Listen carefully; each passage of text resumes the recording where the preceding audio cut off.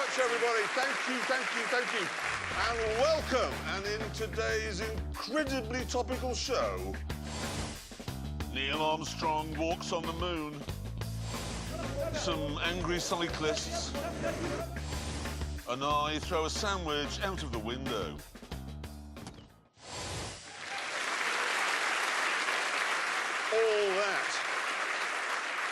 All that is to come. But first, Aston Martin has just launched a new car.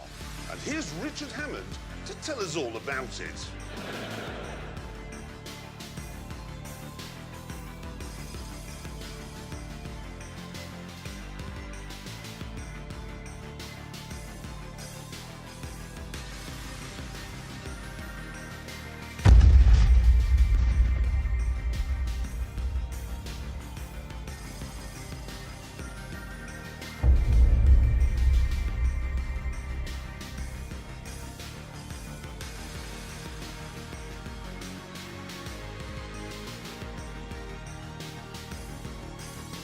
This is the new V8 Vantage. And, well, it's not an ugly car, is it? I mean, I'm not sure about this colour.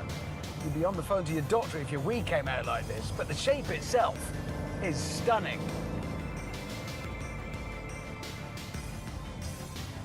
This is one of those superstar cars that leave a wake of dropped jaws and phone camera flashes. And as the smallest, punchiest, sportiest car in the Aston lineup, it's fast too. Go! North to 60 takes 3.5 seconds.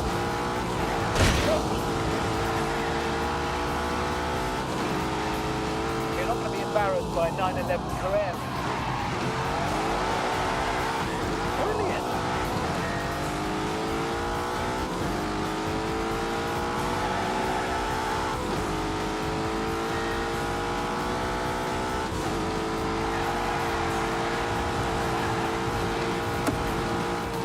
Oh my God. Oh my God.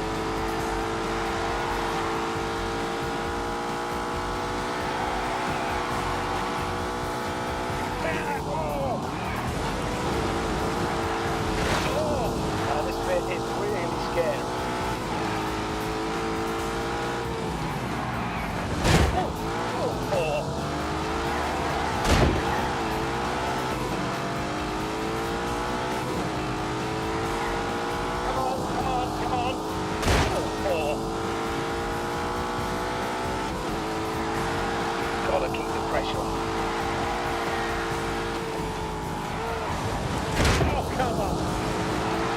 Oh, my God.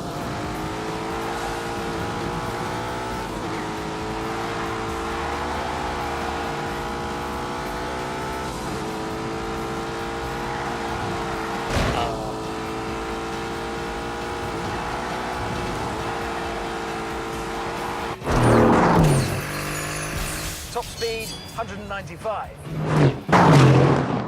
But here's the thing.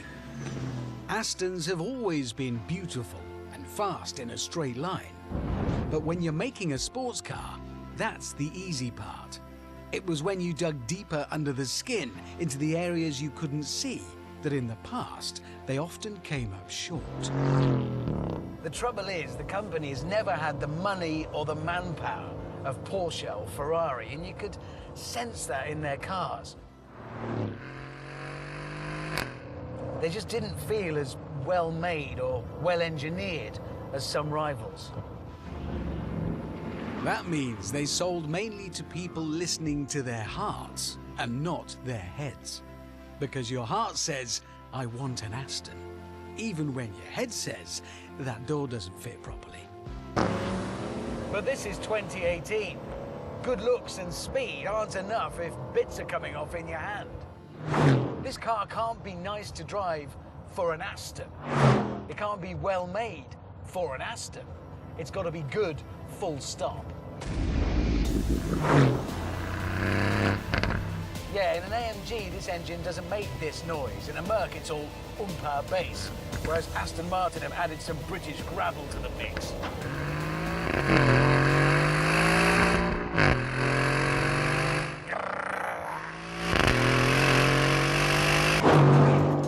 So, it's handsome, quick, tuneful, and feels well built. But now we come to the acid test. How the new Vantage handles corners. So let's see what's what. We're on. Built an all-new chassis, a shorter version of the one under the DB11. And it's the first Aston Martin to be fitted with an electronic diff. A very expensive but very valuable weapon of war.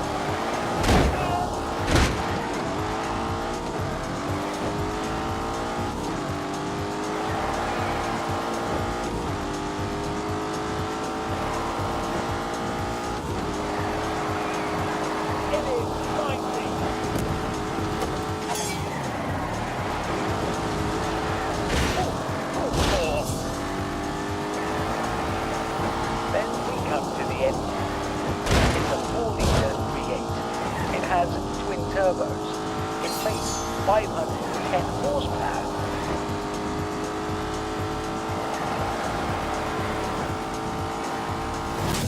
Yeah, it works.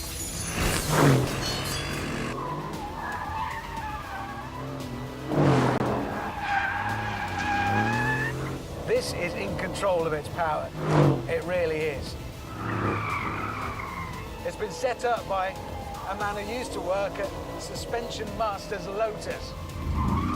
And you can tell. In the past, you could buy an Aston and love it, but still know deep down that a 911 was a better car.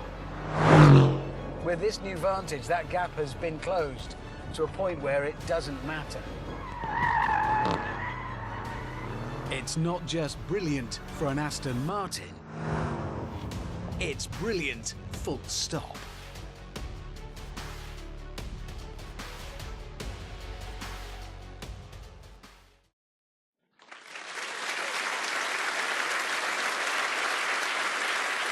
Good car. I can see her. Can you really? I really can see her. I agree with you on that. It's a brilliant, brilliant car. But one thing I ought to mention, you know all that tech inside it? Yeah. That is Mercedes stuff, but it's last generation Mercedes stuff. Yes, but it's still better than all the stuff that Aston used to fit. That's true. Is it not? No, that is true. And the other thing, you expressed surprise that it's got that AMG engine. Yeah. But you've got to remember the Aston V12 they've been using for years, that's German. Well, it's made in Germany. Yes. Well, that makes it sort of German, doesn't it? No. It's where it's designed and developed that matters. Let's not get bogged down with what's German and what's not. The point is, OK, unlike the previous Vantage, that is way, way more than a pretty face. I mean, a lot more. But now let's find how fast Abby can get one around the abundant road.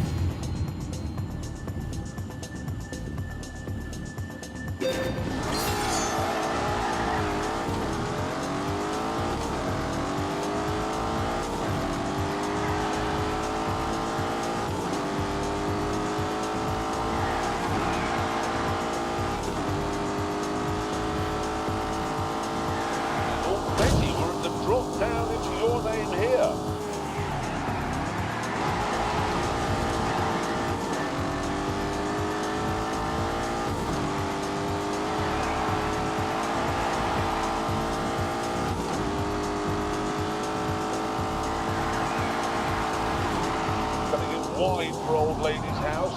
Working away there at that unusual and frankly stupid square steering wheel. Keeping it neat round there, and now the short squirt down the substation.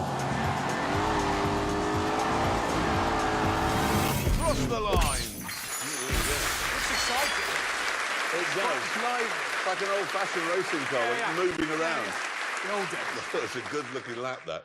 Right, let's find out where it ended up on our lap board, shall we? Here we go.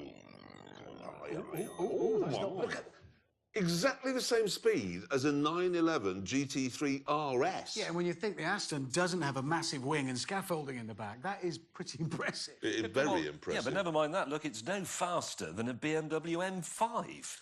Yes, but I think what that says, James, is the M5 is seriously quick. Now, this year marks the 50th anniversary of the first landings on the moon, and I thought I should take a little celebratory look back at that truly historic mission. James, this isn't a grand tour of whatever is in your head. You do know that. No, but I promise there will be some cars in this film.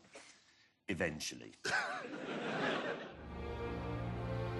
I believe that this nation should commit itself to achieving the goal before this decade is out of landing a man on the moon and returning him safely to the Earth. When President Kennedy made that speech to Congress in 1961, he gave the scientists at NASA a planet-sized headache. Nevertheless, the brains at NASA knuckled down and throughout the 1960s set about developing and testing the rockets and the technology that would be needed to crack this monumental nut. However, machinery on its own was not enough. Equally important to the success of the space program were the astronauts. Now, these men were generally of a type. They were fighter jocks and test pilots, and they were very familiar with moving around at very high speed. So, and I did promise we'd get some cars into this, when it came to moving around on the face of the Earth, there was one car they favoured above all others.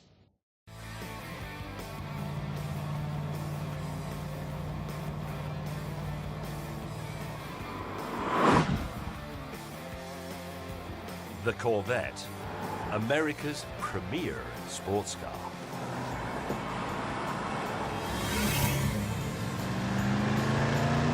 Go. Yes, John Glenn, holder of supersonic flight records and the first American to orbit the Earth, drove this.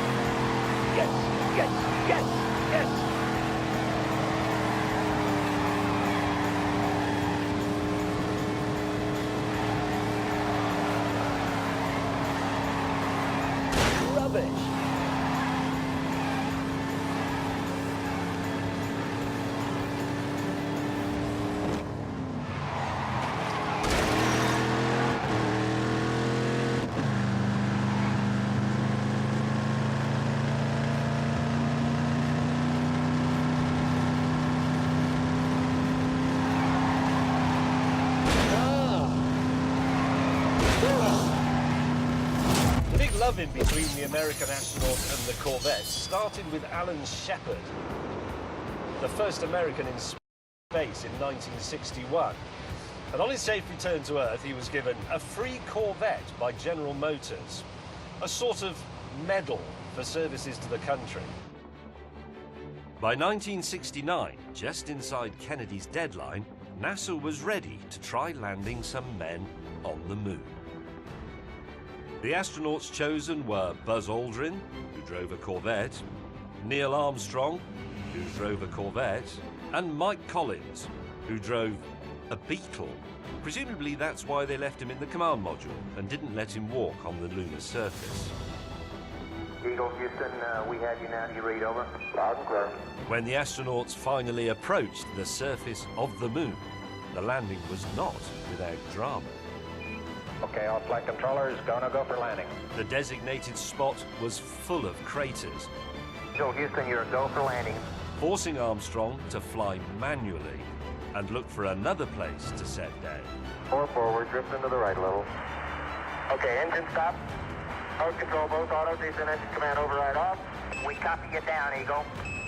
Houston, Tranquility Base here. The Eagle has landed. When they finally landed, they had just 20 seconds of fuel remaining. But no matter, they were down on the moon. That's one small step for man, one giant leap for mankind.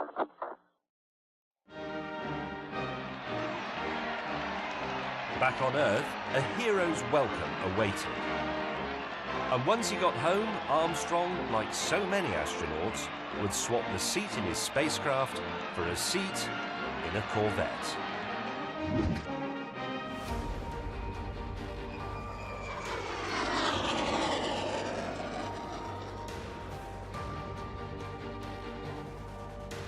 And when I say Corvette, I mean this actual Corvette.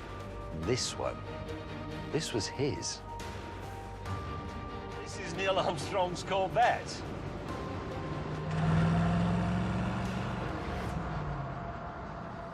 Oh.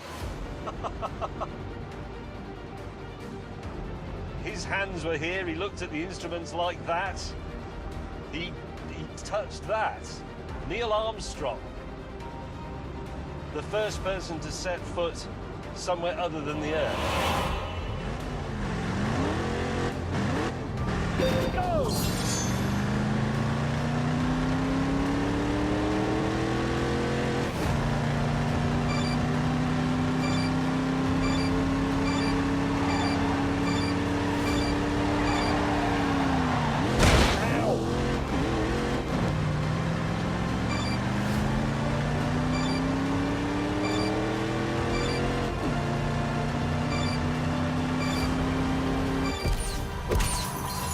The owner of this car, when he realised what it was he'd found, decided not to restore it. He would leave it exactly as it was.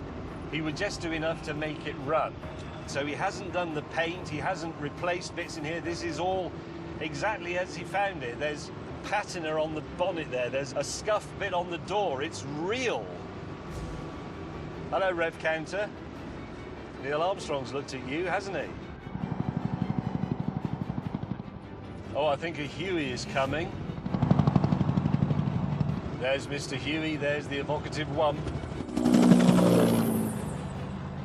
Those are the two sounds of the 60s, aren't they? That wump and the sound of Neil Armstrong speaking from the moon. Neil Armstrong's Chevrolet Corvette. Love it. Love it.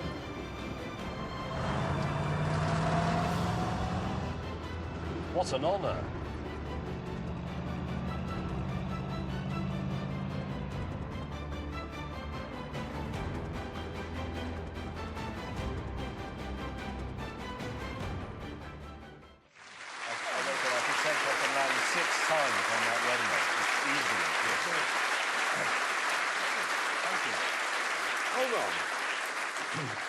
What's gone wrong with astronauts? They don't go to the moon anymore.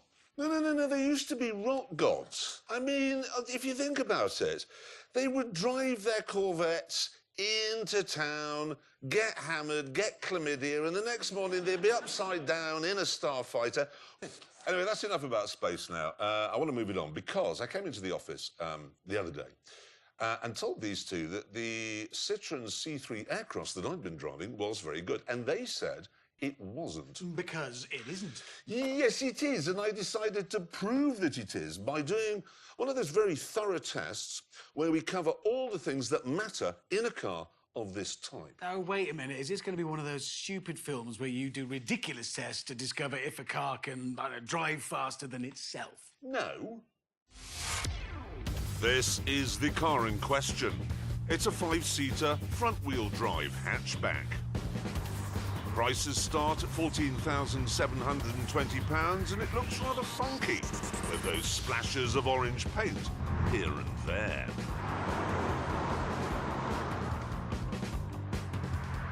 It's also easy to see out of because the windows are made from glass and all the controls fall easily to hand because they're on the dashboard or the steering wheel rather than under the carpet in the boot. Go.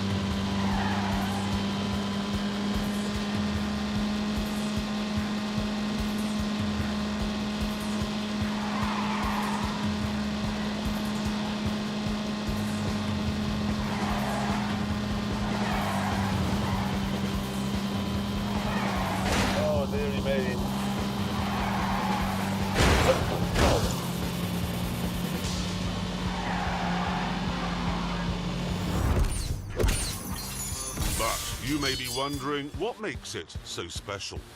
Well, to find out, I've decided to break the test down into segments so that all the important questions can be answered.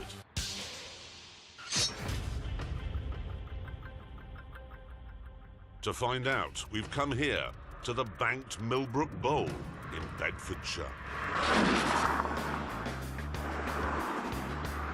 Citroën say that because the quite small 1.2-litre three-cylinder engine in this particular version of the Aircross is turbocharged, it produces 128 horsepower. And now it's time to see what that means in terms of top speed. And here we go.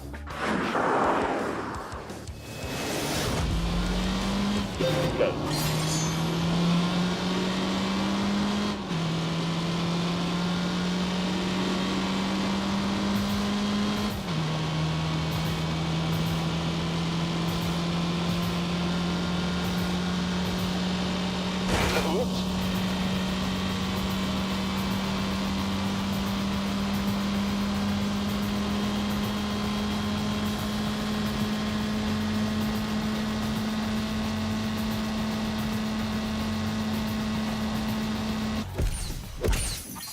Can it do better?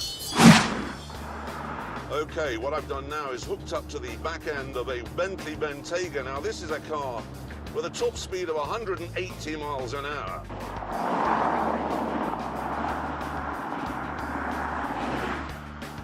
What it's doing is it's punching a hole in the air for me, and I'm driving along in a vacuum.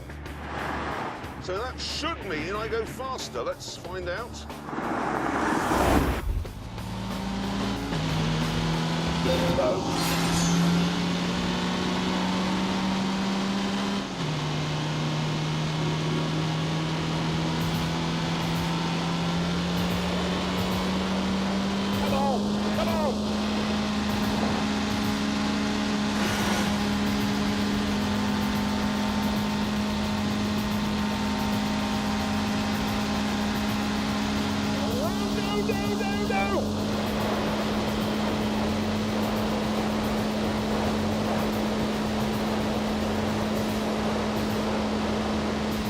My foot into the floor.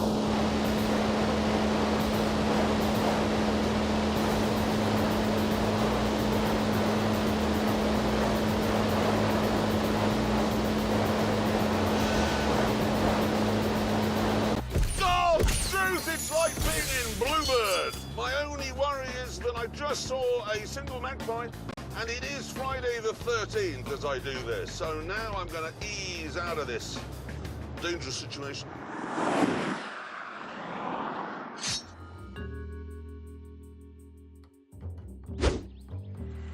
Well, if the space is smaller than the Aircross, then the answer is no. Go.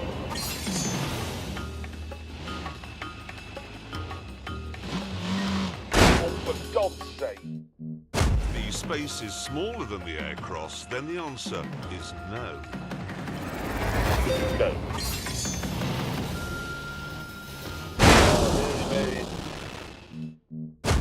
space is smaller than the air cross, then the answer is no.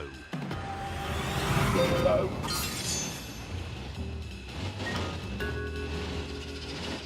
That'll do.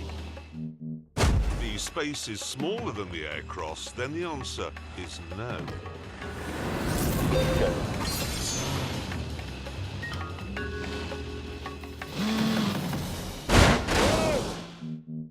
The space is smaller than the air cross, then the answer is no. Go.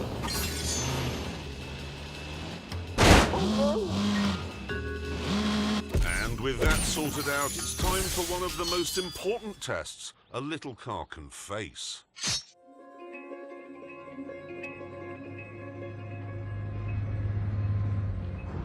To find out, I've come to Southampton Docks, where obviously I've been forced to wear a hard hat in case a ship lands on my head. Anyway, as you can see, the little car has been attached by rope to the enormous car transporter.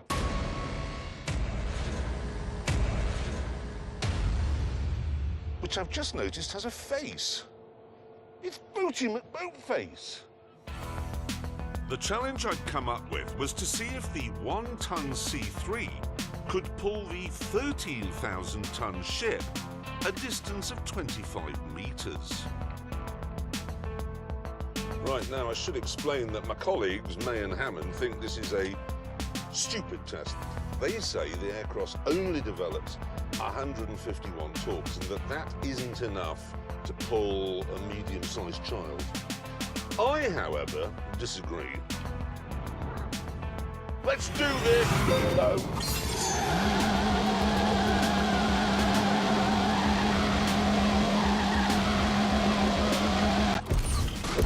Oh, Christ, there's some elasticity in that rope. Ooh, hello. Why is it going backwards? This is a bit of a worry. Is that ship? The ship's going back. Look. The ship is going back. What? The situation's bad. As we reattached the tow rope, I wondered what had gone wrong. Did he put his engines in reverse as a sort of amusing joke? I mean, he is Greek, the captain. We're not German. We didn't mess your economy up. With the rope reattached, we began the test again. Here we go.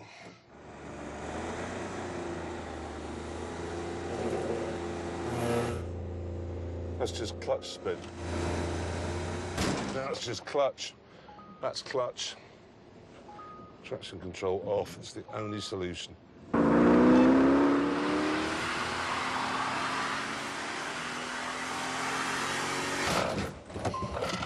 Hang on.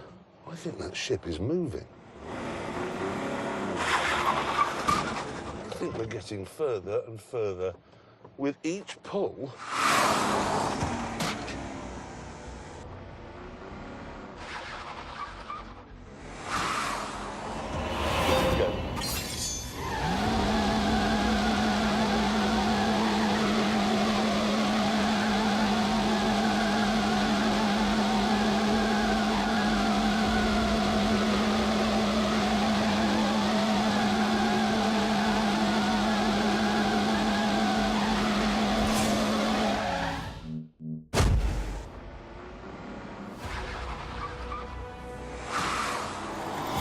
Go. Go.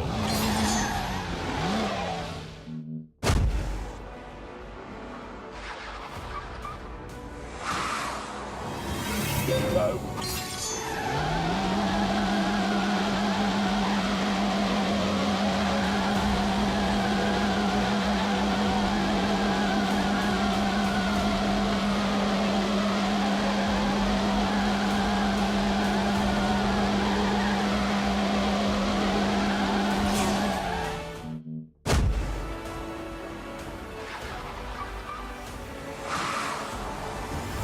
Go.